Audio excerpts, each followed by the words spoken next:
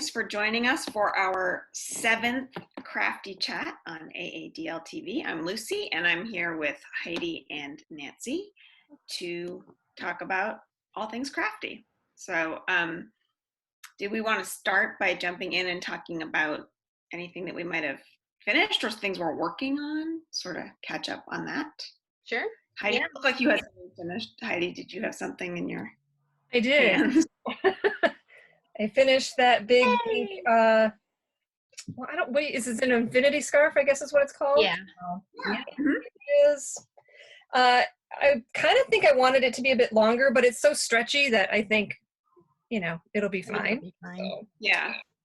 yeah, I'm kind of going to miss working this stitch, but at the same time, it's nice to have it done, and I can, because, you know, it's like you get towards the end, you keep thinking about the next thing I want to work on. I want to be working on this other thing, and then you get done, and you're like, I don't know what to do with myself. Oh, I know. What stitch was that? It's called the Honeycomb, or I think it's also called a Brioche knit stitch. Oh, okay. Oh, Yeah. cool. I didn't realize it was like in the Brioche family. I guess it is. I don't know that much about knitting, so I'm very new to it, but it's just nice because it's really stretchy. And it has so warm. 2 layers to it. Yeah, it's cozy, cuddly. So. Was it a hard stitch to do? No, it can be, but the method that I found made it really easy, because there's one method where you have to knit into the stitch below, or it's kind of not like into that sort of into the stitch below, but kind of just, I don't know how to explain. Are you just pulling up a loop from the stitch below? Like insert your needle, pull up a loop? Something maybe? like that. Yeah, I was doing it, but like for me it was hard to see because I don't have an eye for all the stitching for knits the way they look. But there was a method where the woman, she just did like with wrapping, doing the wraps, made it cross over. So okay, I can relink again now that I put it in one of the earlier videos. We had a link to it. But, so anyway. it sounds like I was working a sock pattern that had a 1x1 right cross cable, and it was this magic thing where like you'd knit. So you've got your stitches, and then the first stitch here is at the point of your needle. You'd knit into the stitch next to it, and then pass that over, and then knit the first one again. Yeah. And it just like was magic. Yeah. Like it's the way you can do a cable without a cable needle, I think, right? That was essentially what I was doing, because it's only a 1-stitch crossover cable. So like you don't need a cable needle for this. You can just do it this way, which is really cool. So Cool. yeah. I had some stuff left over from last week that we didn't get to talk about, but I was finishing stuff, really a lot of stuff, and then I wasn't finishing anything at all in the last week. But I dug this project out of my works in progress bin from years ago. I don't know if anybody remembers this Ruffle yarn. Yeah. So this where you like just do the edge part of it. Yeah. This stuff was really, really popular in like the early 2000s. And it was everywhere. Every Joann's Michaels had like a million colors. I've still got like 9 or 10 balls of it in my stash. But it's a pain. It's such a pain to knit this. And I actually crocheted this one. My aunt taught me how to do them, but I didn't like her method. They were too stretchy.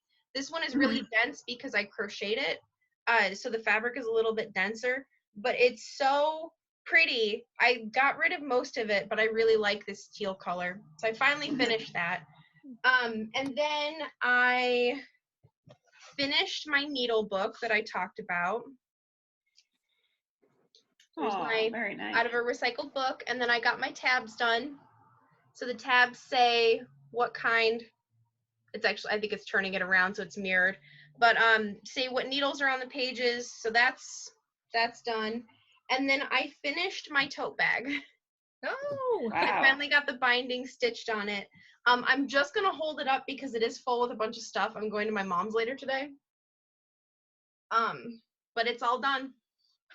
Oh my. Wow. So it's nice. I like it a lot. It does hold quite a bit of stuff. I'll show you the inside with all my knitting and my tools and stuff. So it holds a lot of stuff, and it is really, really nice. So I'm very happy with that. I'm still kind of peeved at the pattern, that it was so complicated, but I'm just happy it's done with, and I can actually use it now. So that was really satisfying. But That's all I had. That's pretty big. Yeah, that's really good. That's like finishing a lot of stuff. I didn't finish. I might have finished a dishcloth. I don't know.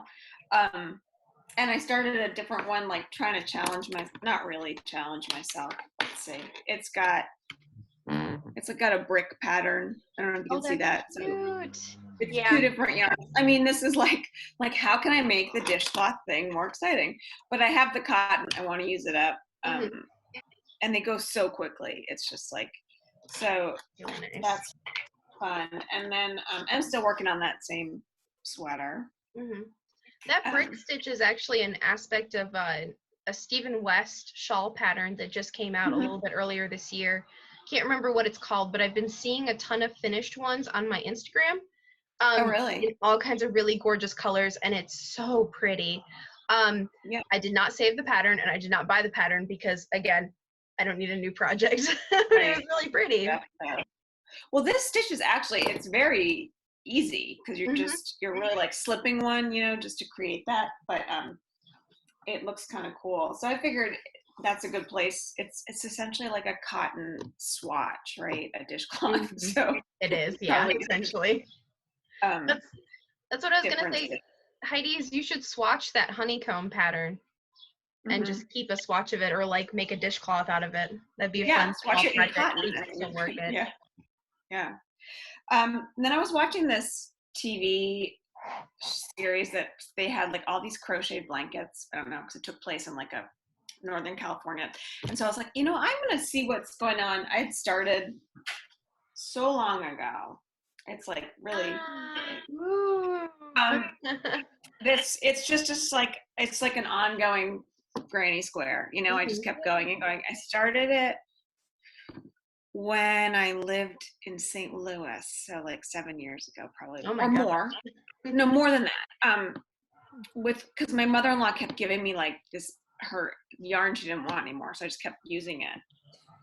And now my daughter's going to move into her own apartment soon. I was like, oh, it'd be so nice if I could finish it. Now I just have to find yarn to keep going, or do I just end it where it is? It's like, but it's kind of cool to see. I was like, wow, I actually made significant progress on that. So maybe I'll just maybe I'll just finish it off as it is, and then she'll probably be like, that's not what I was envisioning for my apartment. You can always go over the back of her couch or like a chair or something as a decoration. Yeah, or the back of my couch if she doesn't want it. Hey, that's a good point. Yeah. So we talked about off camera. We were thinking about talking about things that were new to us that we found in the last couple weeks online, or new things that we wanted to try, because we talked a little bit about earlier, a couple episodes ago. We talked about new things that we wanted to try. So what have you guys found lately that's been new that new to you, or new things that you've wanted to try? I discovered photo embroidery. Really? So you know how I do the paper embroidery? Yeah. And I feel like I should probably have nothing handy. Well, here's one. Because people are like, what is that? So paper embroidery. This is a pattern I don't particularly like, but anyway, it's just, you gotta poke the holes and then stitch it in, okay? And I recently bought— I have one of yours right here. What's really hard to see on camera is that Heidi uses glossy rayon thread, like actual sewing thread instead of embroidery floss. So the colors are they're so pretty. It's really multi-dimensional, and they all look spectacular. So So I recently purchased an Instax, like instant camera, Fuji brand of instant camera. Oh, fun. And so I was like, I remember you could manipulate Polaroids, and there's different things you can do. Unfortunately, the Fuji film's not the same as Polaroid film, as far as the ease of like doing transparencies and so forth like that. But one of the videos, they suggested that they did embroidery on the photograph. And I was like, that's so cool. So like just finding and enhancing. So now I'm like already hesitant to take a picture of anything, because I'm like, well, I don't know what I want, if it's going to be any good. But now I'm looking at everything with the added dimension of like, how could I embroider on that image? So Just, have you got stuff growing in your garden yet this year? Not so much yet. My plants are still kind of, and most like the bulbs have already passed that I have. Yeah. Yeah. When you do, take a picture of like some of your kale that you grow or some of your herbs and try to embroider on top of that just as practice. Yeah, and I I thought bet that about would be growing really trees, that are out right now would be really cool. So I Mhm. just, it's still kind of like in here. I took a couple pictures, but I just haven't quite gotten there yet. So that's my newest adventure. Newest Awesome. attraction. So I want to try. I saw this thing online. Someone had dyed a. She actually had like a silk dress. It was very like kind of like a slip dress. She dyed it with tissue paper, and so it just looked. Which I like. I remember doing this with like my preschool classes, just like painting tissue paper on paper. But I don't know if you have to get a special kind of tissue paper where the dye will really bleed to do it onto fabrics. Or a special kind of solvent or something. Yeah, it looked so. I think she just does it with like hot water, but I need to see what kind of tissue paper, or if any tissue paper would work. But it just looked the dress looked really cool when she was finished with it. It's like these muted, different colors, but in not like really a pattern. I don't have a dress to do that. I don't even have silk, but I do have like a bunch of cotton, just white linen dishcloths that I was going to do block printing on. And I was thinking that would be a fun thing to try. And then that's one of those things where if that worked well, could that be something that I did a video of? That would be right. Cool. No, that would be cool. But I haven't tried it yet because I was like the only tissue. I just have regular tissue paper. I think it's right now. It's that for me. It's that getting excited by something, but not wanting to purchase what I need to make it happen. Although eventually it's like, all right, I've looked at everything here in my house. Now what? So. But that's one new thing I saw that I thought would be kind of cool. Just or like, could you do it on a cotton T-shirt? I don't know. Just a different way of dyeing something. I would love to hear if you found a method that works for you. I have a friend out west in Seattle who does a lot of silk painting and a lot of batik stuff on silk. And I've been watching her feed for years of like, God, that's so pretty. I would love to get into that. I'm not a very good painter. I'm not. I've tried several times to learn like watercolor and acrylic of like more painterly styles. My style is all very linear. I color inside the lines. There's not a whole lot of blending. The couple times that I've tried it, I did one of the Bob Ross paint-alongs a year and a half ago, and it went a lot better than I thought it would. And then my partner and I painted little birdhouses 2 weeks ago. And I managed to get that kind of like a really cool gradient between like dark blue and light blue on it. But other than that, I don't have a whole lot of concept of light and shadow and color and stuff. It's just not really my realm of experience, but I've always wanted to do that.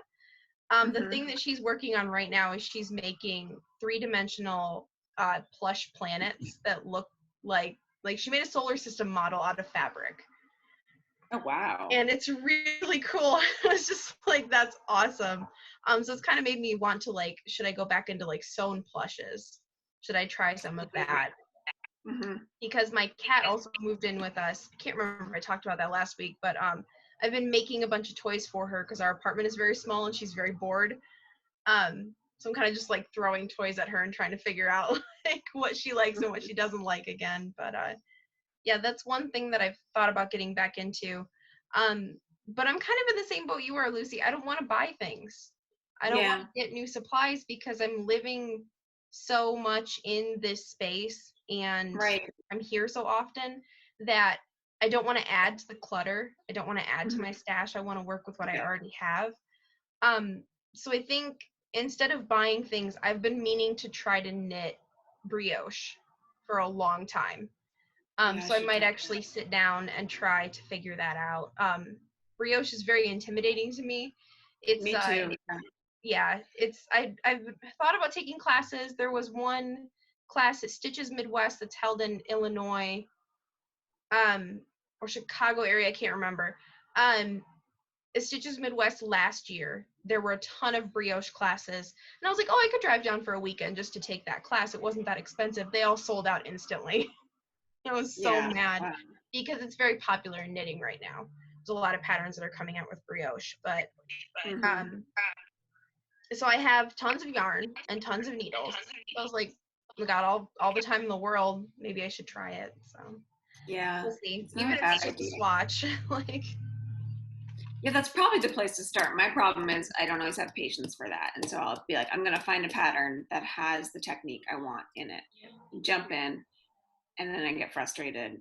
And it's like, if I had just done a swatch, then I would have known I hate doing this, or, you know, so. I hate swatching. I know, it's the worst. I don't know why I hate it. Stitches. It's like, I do just go too. for But although the thing is, right now is a really good time to do it. If you think about it, we're all talking about trying to use what we have. Yeah. And it's like, I mean, would be kind of cool. I do think sometimes, like stylistically, if I was someone who did swatches, then you could just hang them all up on one wall somewhere or something, you know, and I think it would look really neat, but I don't do them. My biggest struggle with swatches is that I ration my yarn. Yes. Like, because I buy a lot of hand dyes and because the colors are so beautiful, like I save them until I'm absolutely sure that I want to use it for something. And then once I find a project that I want to use it for, I don't want to take any of that gorgeous yarn that I want to save for this project, use it for a swatch, and then risk not having enough of that yarn to finish the project. So ending up like playing yarn chicken, like a lot of knitters and crocheters will talk about. I hate that. I hate having like that concept of having to like set aside a certain yardage of a skein of this gorgeous yarn specifically for a swatch. Like, I would really love to do that, of like have a bunch of swatches and be able to like make them into a blanket or something, because that would be a very easy way to actually have a concrete usage for swatches. But it's also like additional work when I would rather do what you do, Lucy. I find a pattern that has something in it that I want to learn and figure it out as I go. So that's you could always I have heard of people swatching and then, you know, frogging the swatch to save their yarn, but to me that seems like a double for you're doing the work twice. The work, and then you don't have a thing, and then you and some yarn doesn't frog as well. I mean, it starts to, you know, lose its twist, and it's you know. Absolutely. Or roving yarn. Roving yarn is a nightmare to unravel, especially when I'm crocheting. And like roving yarn is a thick yarn that doesn't have any twist to it. It's just like a mass of fiber in a specific size. Because I had to frog out part of a crocheted shawl that I made with that roving yarn, and it just tangled. Did it just fall apart? I would think it would just fall apart. Because like I remember I knit something I knit a scarf, and it would fall apart even when you were knitting, and you just kind of twist it back together. Yeah, it's not great, especially when it's acrylic, which doesn't want to stick to itself. Acrylic yarn is great if it's got a twist to it. I have never had any good luck with roving yarn that's been made out of acrylic. Wool wants to stick to itself. Acrylic not so much. Not in my. I didn't even know they made acrylic roving yarn. They do.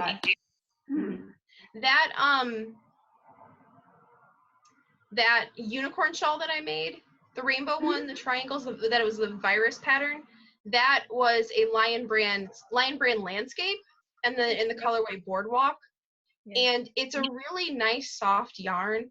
You can't undo it, you can't frog it because it shreds itself, and then it pills. So like as you're wearing it, little fibers come off of it, and like a sweater that pills. And then it gets scratchy and itchy, and it's also very heavy. Like that yarn weighs a lot. So it's gorgeous, and it's got a lot of emotional impact. You can only wear it in the deepest depths of winter because it's too hot any other time of year. That's funny. So one of the things that I want to get into lately also is color work and sweaters specifically. We had talked about that.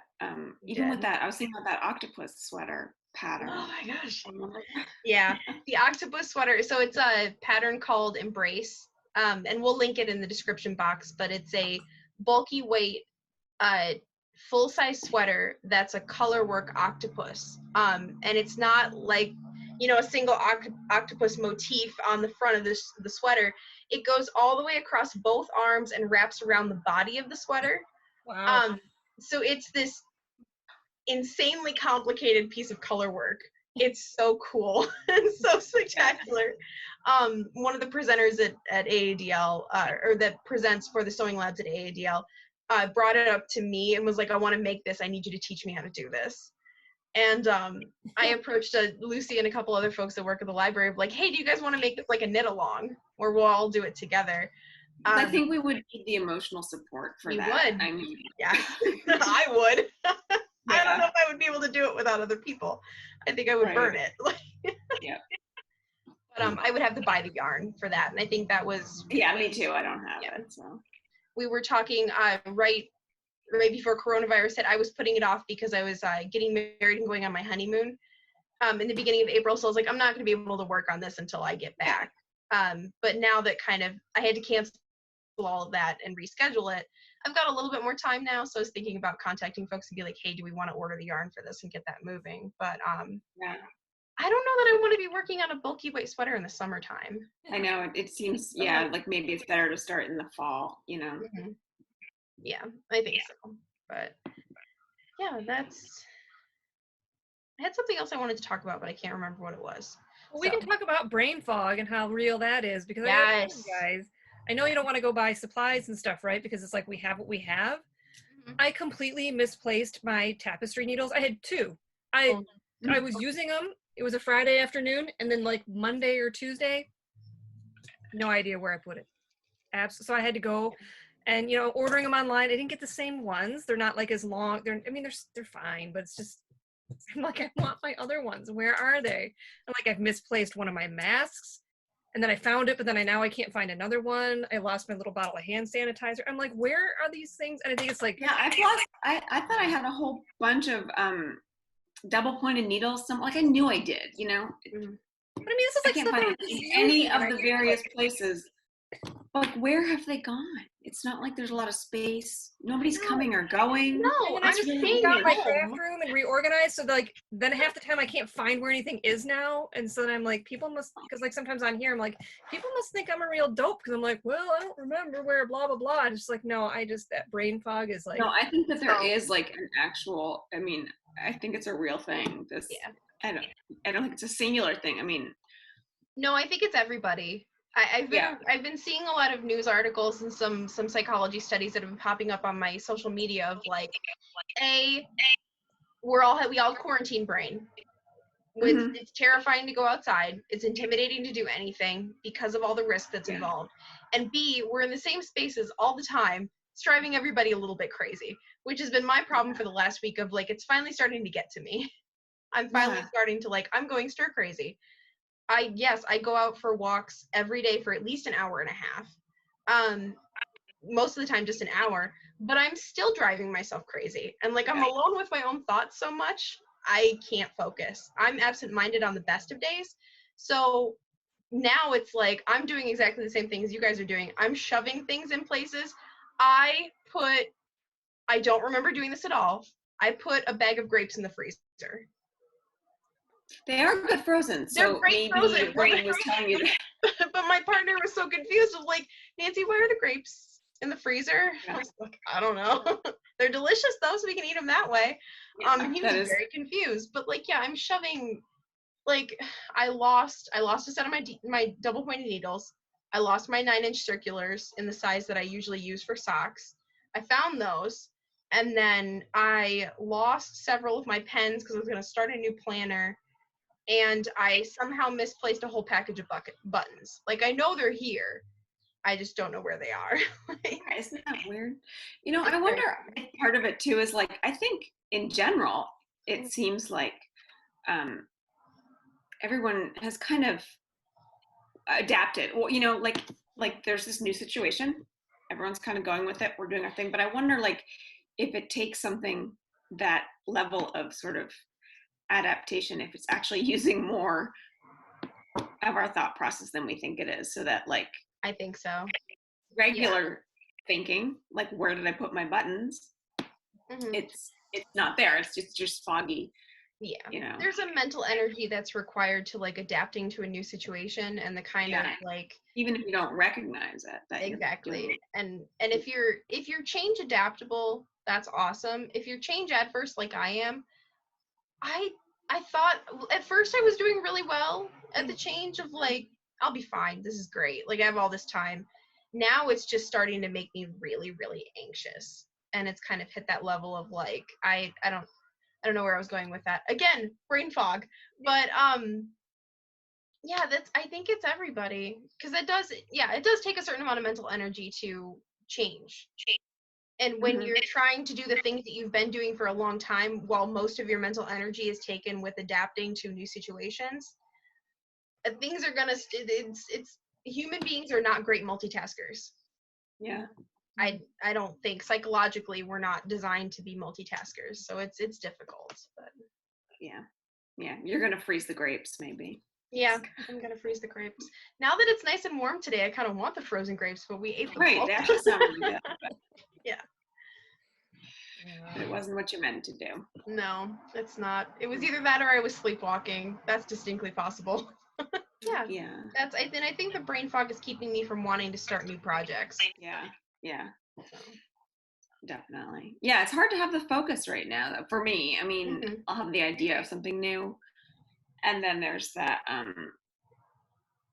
making it happen, that sometimes it's like, oh, that seemed like a good idea. Like out when I was walking and my brain was being so creative. When you get home, you're like, oh, that actually takes so much more than I thought. So I'm just going to go back to doing the thing I was doing. That self-doubt catches up to me really fast. Right. Yeah. Yeah, so I think we also talking about creating a project with no pattern. This was my topic idea last week when we were brainstorming. Because it's a lot of what I'm doing right now is coming up with new stuff that's tangentially based off of something that I saw online or somewhere else. I've done this for several different things. The one that I'm working on it right now is for a double-pointed knitting needle case that's made out of a book. So kind of like the needle book that I showed, but it's got a thicker spine, and it's bigger, and then sewing pages on the inside for the DPNs, double-pointed knitting needles, to go in so that I can just put it on a shelf, and then I know that they're all there. So they're all in one spot. It's an organizational effort for me. But a lot of that, the way that I kind of approach that is, oddly enough, through drawing and math, which I know we've talked about the math of crafting before, but that's really helped me to be able to like draw up a schematic and taking accurate measurements, which is touch and go. Sometimes the measurements are great and sometimes they're not. But I also don't think that I would be able to do that if I didn't have a little bit of experience with like the sewing that I want to use, the methods. So like I have a strong basis in sewing. I know quite a bit. I have a good knowledge set. So for example, I remember to add seam allowances most of the time. I have run into a couple situations where I didn't add the right seam allowances, like with my speed sewing bag that I was trying to design and I showed on AADL TV. I didn't add 2 sets of seam allowances, one for the zipper and one for the side of the bag. So the bag ended up too small. So it's kind of a trial and error thing. But for the most part, drawing a schematic for me and coming up with that kind of planning process was something that I had to cultivate over time.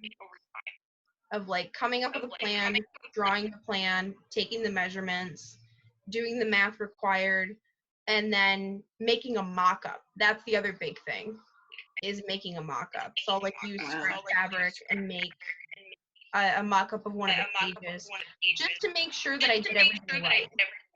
Because I want to save my nice fabric for the actual project, and then use the stuff that I don't necessarily want to keep for the mock-up, just to make sure that I don't screw it up.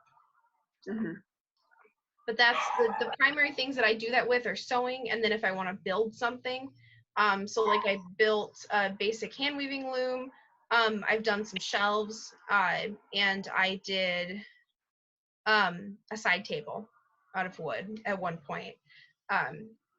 But yeah, I'm getting there with crochet and knitting to like make my own things and designing patterns. Yeah. But it hasn't quite panned out yet. So Yeah.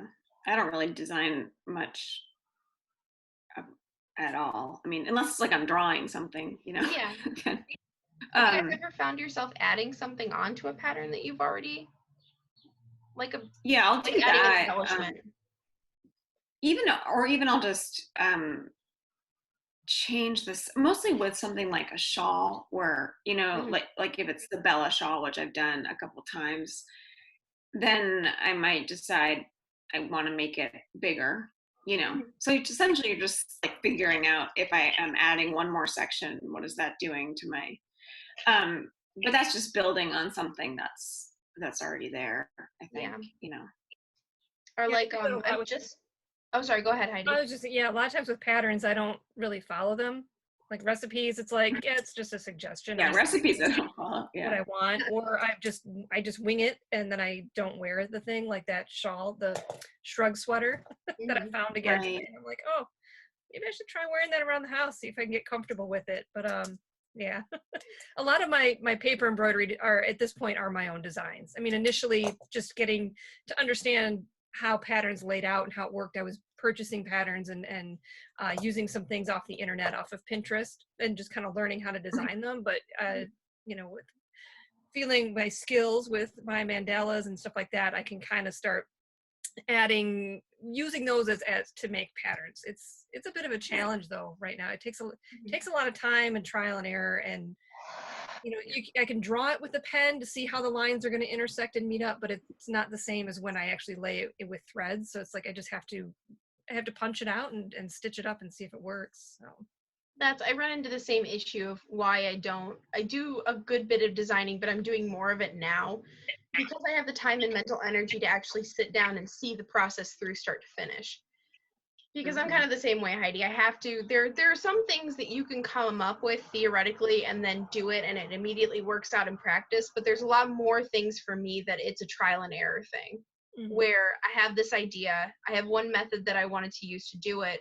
Once I get 3/4 of the way through the project and realize I've forgotten something very important all the way back at step 2. So then I have to go back, troubleshoot what I did and fix it and redo it. I don't always have the mental energy for that, which is why usually I'll only start designing new things maybe about once a year, sometimes twice a year. Other times I'm just using a pattern because I want to make something new, but I don't want it to be as complicated as defining it to myself. Right. Yeah. I think with crochet, it might be different too than for knitting, where you can wing it more. I guess with the stitches, because you're building it up stitch by stitch, it's more, I don't know, it's just more sculptural in that way, that I think knitting, you have to be a little more exacting in what you're doing. There's also planning involved with knitting, in my experience. You can only, if you start one way, there's only so many different directions that you can go with what you've started with. Right. With crochet, I would agree, it's sculptural. You can start and stop wherever you want. It's easier to rip things out in crochet than it is in knitting. Much easier. So it's I think that I mean crochet.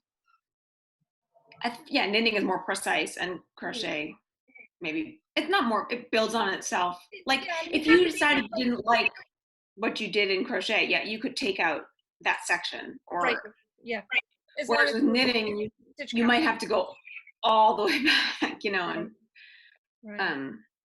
because you can build it up with different stitches too with crochet. Like sometimes it's going to be a row of chaining, and then you've got fan stitches and different ways that your elements that you're building it up with, you can kind of play and move around, as long as it's going to all fit in the count of your stitches, so exactly. It's easier to multiply stitches and to add onto what you've already created with crochet. So a lot of the examples I think of this of like freeform crochet, and there was a lady who was doing sculptural crochet. They all look like ocean animals, like corals and like corals and anemones and stuff. And it was all entirely freeform. She did not write any pattern. They just didn't exist. She just came up with them. And she wouldn't write patterns as far like when she first started doing it, as far as I remember. But it was so cool to see that of it building on itself and like. I'm trying to think of the word. Is it hyperbolic? Or Yes, it's hyperbolic. Okay. Yeah, because there's hyperbolic crochet is so like you start out with a single shape and then you put 2 stitches in every stitch around the outside, and then you put 2 stitches in every stitch, so it goes up in a hyperbolic curve. So like the math of it is hyperbolic. I'm not explaining that very well, but it's exponential. Yeah. Okay. Anyway, sorry, I didn't mean to interrupt you before. No, you're fine. No, I was kind of rambling on that of like, again, math, not my forte, especially not geometry. That stuff, not great. But it's really pretty. I've seen some really pretty hyperbolic crochet that are actual sculptures. So like the artist will start with a certain shape, and then they'll increase the stitches in a hyperbolic fashion at the top, and then it cascades down as they decrease, and they'll put wire in the outside edges so that it keeps its shape, and they turn into these beautiful, like almost chandelier-like sculptures. They remind me a lot. I'm a big fan of glass blowing and of handmade glass. There's an artist called Chihuly. He works out of Seattle, and all of these hyperbolic crochet things remind me of a Chihuly chandelier, and they're so pretty. It's always been my dream of like, I want to just have one little piece of like Dale Chihuly artwork. That's all I want. Like just one little one. When I was living in St. Louis, he did an installation at the Missouri Botanical Garden, which is an amazing botanical garden, but then left. Some of the pieces just worked so ornately and naturally in the spaces he put them in that they're now just part of the garden. It's really cool. It is. The I remember term hyperbolic crochet makes me laugh because I just think of like this crochet that's like really exaggerating the story that it has to tell, you know. It is. Yeah, that's because I've seen a lot of situations where he's done installations, smaller ones at art museums or gardens, and some of those pieces have ended up staying because they just work so well, and he's like, well, I can't move this. It works here. So it's very cool. So yeah, I think we've gone over everything that we wanted to talk about today.